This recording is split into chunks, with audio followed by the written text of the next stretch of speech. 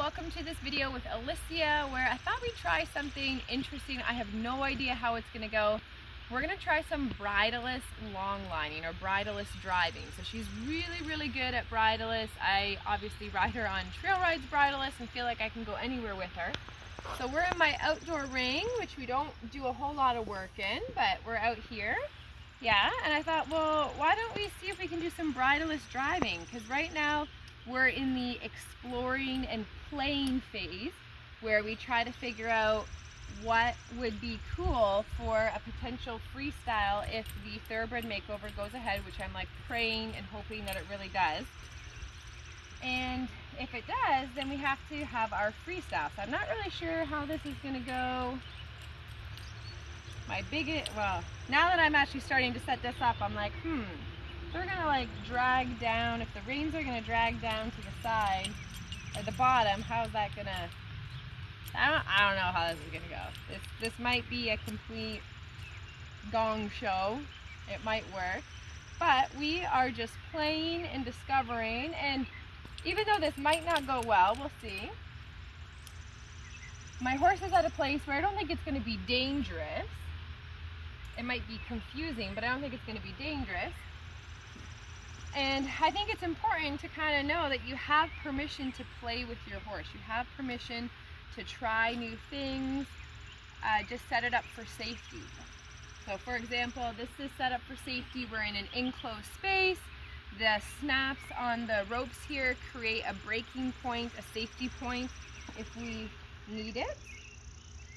So she's not like tied up or anything like that. So I don't know how this is gonna work. If it doesn't work, then what I'm thinking I'll have to do is somehow like snug it up so it like stays more on the side.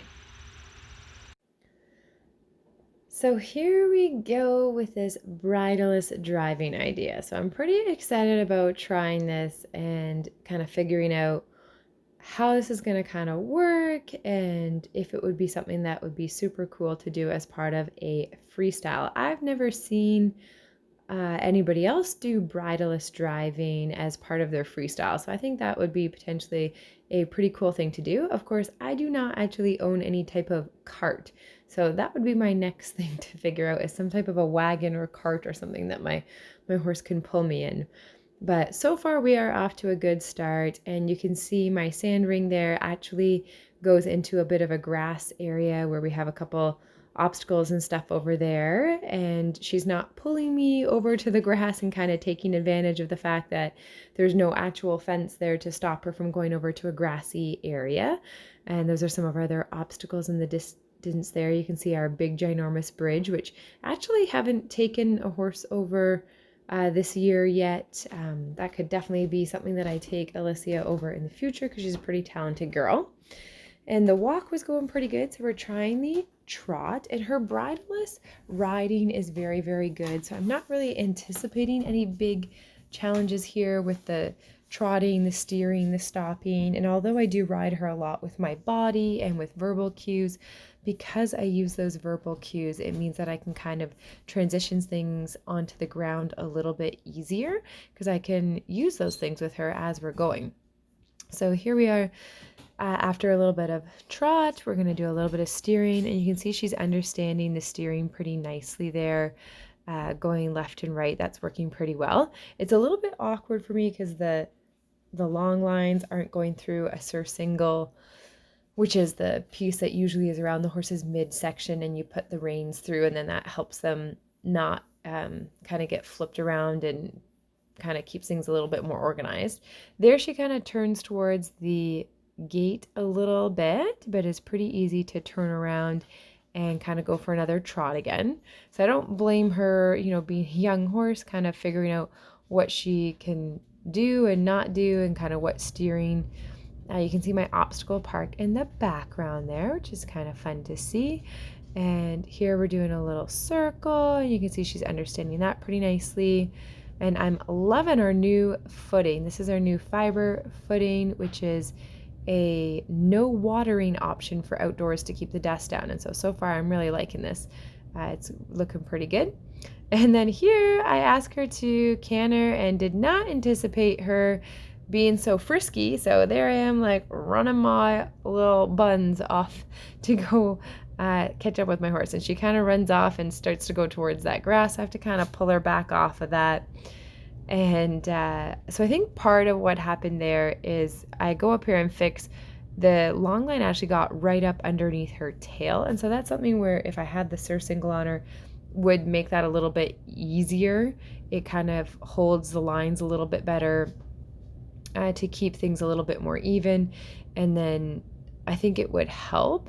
But anyways, there's proof that she still is a frisky young little thoroughbred and does have some spice in there, even though she's, you know, super awesome and looks really calm most of the time, and she's a really good girl. She definitely can have some spunky moments. So we're going to go back and we're going to try that again and hopefully not go running off to the other end of the arena.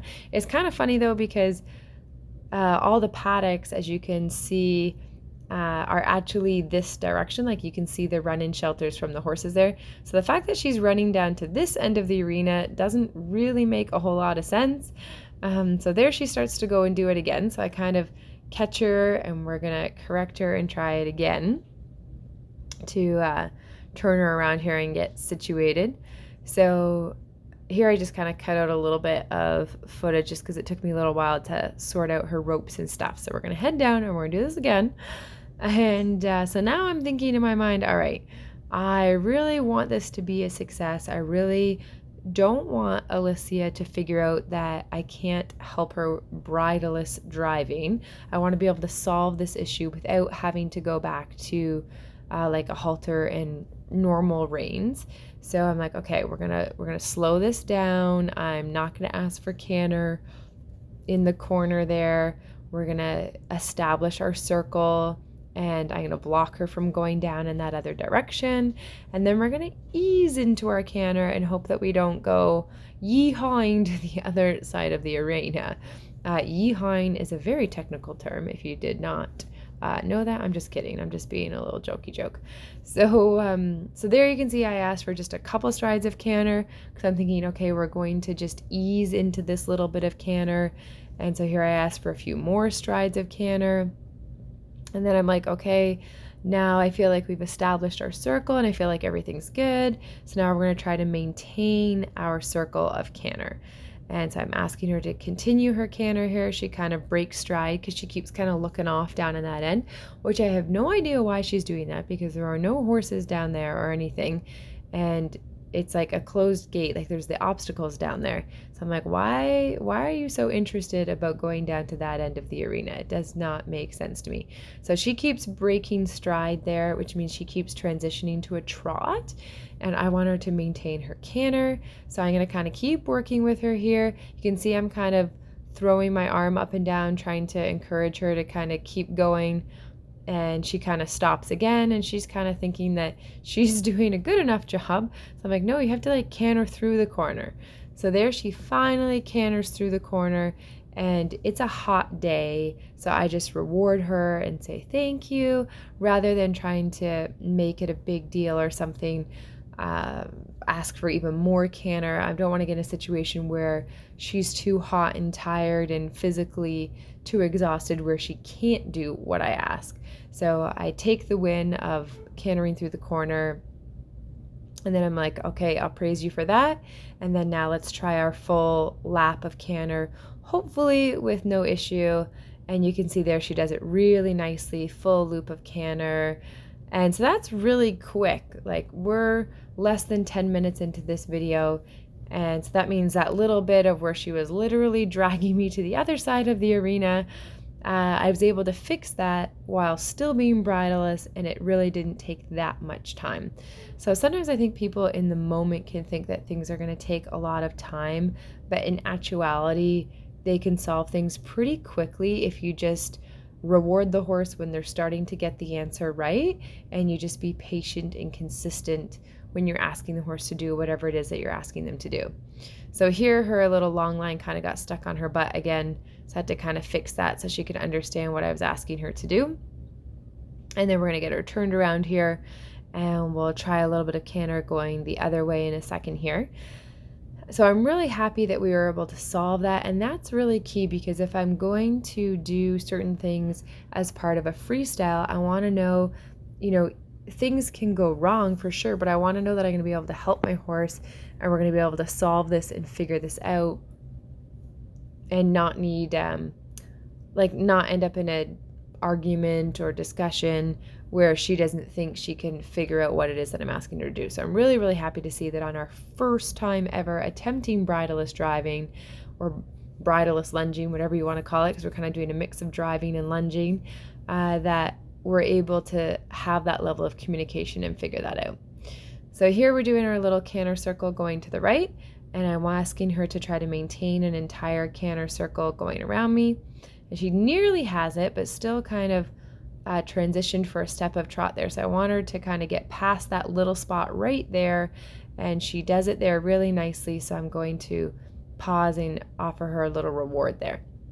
So overall, I'm pretty darn happy with that. If you guys remember, way back to when we were first working on her canter, she really struggled with her right canter lead.